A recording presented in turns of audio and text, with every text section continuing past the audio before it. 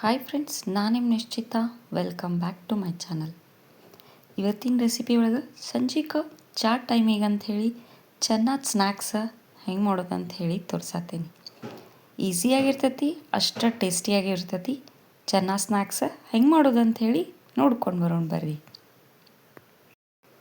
So ಫಸ್ಟಿಗೆ ಚೆನ್ನಾಗಿ snacks ಮಾಡೋಕ್ಕೆ ಕಾಬೂಲಿ ಕಡ್ಲಿನ ನಾನು ಓವರ್ ನೈಟ್ ನೆನೆಸಿ ಇಟ್ಕೊಂಡೀನಿ. ಇದು ಒಂದು 5-6 ತಾಸಂತೂ ನೆನಿಲೇಬೇಕು. ಸೊ ನೆಕ್ಸ್ಟ್ ಇದನ್ನು ನಾನು ಕುದಿಸ್ಕೊಂಡಿಲ್ಲ, ಜಸ್ಟ್ ನೆನೆಸಿ ತೊಗೊಂಡೀನಿ. ಈಗ ಇದಕ್ಕೆ ಒಂದಿಷ್ಟು ಸ್ಪೈಸ್ನ ಆ್ಯಡ್ ಮಾಡೋಣ ಅಂತ. ಫಸ್ಟಿಗೆ ನಾನು ಇಲ್ಲೇ ಇದಕ್ಕೆ 1.5 ಟೀ ಸ್ಪೂನಷ್ಟು ಒಣ ಖಾರದ ಪೌಡ್ರ್ ತೊಗೊಂಡೀನಿ.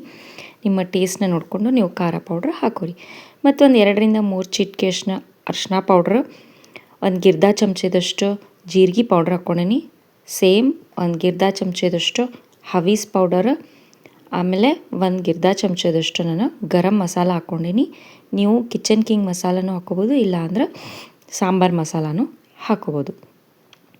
ಈಗ ನೆಕ್ಸ್ಟ್ ಒಂದು ಅರ್ಧ ಚಮಚದಷ್ಟು ಆಮ್ಚೂರ್ ಪೌಡರನ್ನು ಹಾಕ್ಕೋತಾನಂತ. ಅದಾದಮೇಲೆ ನಿಮ್ಮ ರುಚಿಗೆ ಎಷ್ಟು ಬೇಕೋ ನೋಡಿರಿ ಅಷ್ಟು ಉಪ್ಪನ್ನು ಹಾಕ್ಕೊಂಡು ಡ್ರೈಯ ಫಸ್ಟ್ ಚಲೋತ್ನಂಗೆ ಕಲಿಸ್ಕೊಳ್ಳೋಣ ಅಂತ. ಆಮೇಲೆ ಎಣ್ಣೆ ಆ್ಯಡ್ ಮಾಡೋಣ. ಡ್ರೈ ಮಸಾಲ ಕಡ್ಲಿ ಕಾಳಿಗೆ ಎಲ್ಲ ಕಡೆ ಕೋಟ್ ಆಗಬೇಕು, ಆ ಥರ ಕಲಿಸ್ಕೊಳ್ಳೋಣ.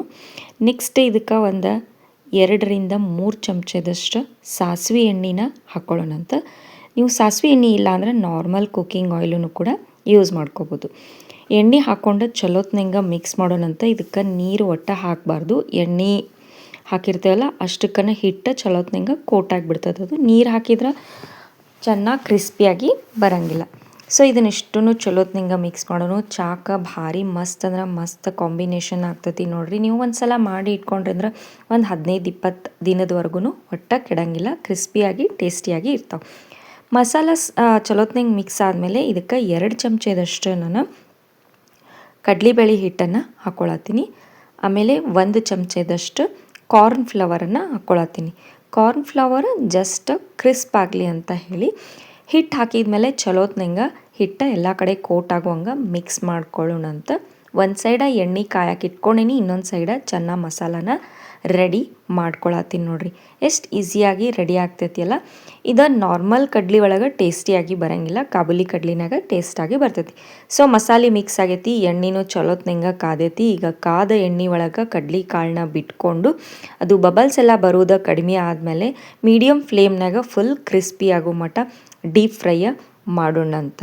ಸೊ ನೋಡಿರಿ, ಇಲ್ಲೇ ನಾನು ಡೀಪ್ ಫ್ರೈ ರೆಡಿ ಮಾಡ್ಕೊಂಡೀನಿ. ಇದೇ ಥರ ಅಷ್ಟು ಚೆನ್ನಾಗಿ ಕಾಳನ್ನು ಡೀಪ್ ಫ್ರೈ ಮಾಡ್ಕೊಂಡು ನಿಮ್ಗೆ ಸಿಗ್ತಾನಂತ. ಮತ್ತು ಇದೇ ಎಣ್ಣೆ ಒಳಗನ ಒಂದು ಸ್ವಲ್ಪ ಬೆಳ್ಳುಳ್ಳಿ, ಮೆಣಸಿನ್ಕಾಯಿ, ಕರಿಬೇವನ್ನು ಕೂಡ ಡೀಪ್ ಫ್ರೈ ಮಾಡಿ ತಗೋತೇನಂತ. ಸೊ ಎಲ್ಲ ಚೆನ್ನಾಗಿ ಡೀಪ್ ಫ್ರೈ ಮಾಡಿದ್ಮೇಲೆ ಅದರೊಳಗನ ಕರಿಬೇವಿನ ಕಡ್ಡಿ ಮತ್ತು ಮೆಣಸಿನ್ಕಾಯಿನ ಕಂಪ್ಲೀಟಾಗಿ ಡೀಪ್ ಫ್ರೈ ಮಾಡ್ಕೊಂಡೇನು ಅವನು. ಈಗ ಇದಕ್ಕೆ ಮ್ಯಾಲೆ ಒಂದು ಸ್ವಲ್ಪ ಟ್ಯಾಂಗಿನೆಸ್ಸಿಗೆ ಅಂತೇಳಿ ಒಂದು ಅರ್ಧ ಚಮಚದಷ್ಟು ಕಾಲ ನಮಕ್ ಮತ್ತೊಂದು ಅರ್ಧ ಚಮಚದಷ್ಟು ಚಾಟ್ ಮಸಾಲಾನ ಹಾಕ್ಕೊಂಡು ಚಲೋತ್ನಂಗೆ ಮಿಕ್ಸ್ ಮಾಡಿದ್ವಿ ಅಂದ್ರೆ ವೆರಿ ಟೇಸ್ಟಿಯಾಗಿರುವಂಥ ಈವ್ನಿಂಗ್ಸ್ ಚೆನ್ನಾಗಿ ಸ್ನ್ಯಾಕ್ಸ್ ರೆಡಿ ಆಗಿಬಿಡ್ತೈತೆ ನೋಡಿರಿ. ಟೀ ಟೈಮ್ ಸ್ನ್ಯಾಕ್ಸ್ ರೆಡಿ ಆಗೈತಿ. ಬರೀ ಒಂದು ಸರ್ವಿಂಗ್ ಬೌಲಿಗೆ ಸರ್ವ್ ಮಾಡ್ಕೊಳ್ಳೋಣಂತ. ಸೊ ಫ್ರೆಂಡ್ಸ್, ನಾನು ಮಾಡಿದಂಥ ಈವ್ನಿಂಗ್ ಟೀ ಟೈಮ್ ಸ್ನ್ಯಾಕ್ಸ್ ಚೆನ್ನಾಗಿ ಸ್ನ್ಯಾಕ ರೆಡಿ ಆಗೈತಿ. ನೀವು ಮನೆ ಒಳಗೆ ಮಾಡಿರಿ, ಟೇಸ್ಟ್ ಹೆಂಗಿತ್ತಂತೇಳಿ ನಂಗೆ ಕಾಮೆಂಟ್ ಸೆಕ್ಷನ್ನಾಗ ತಿಳಿಸ್ರಿ.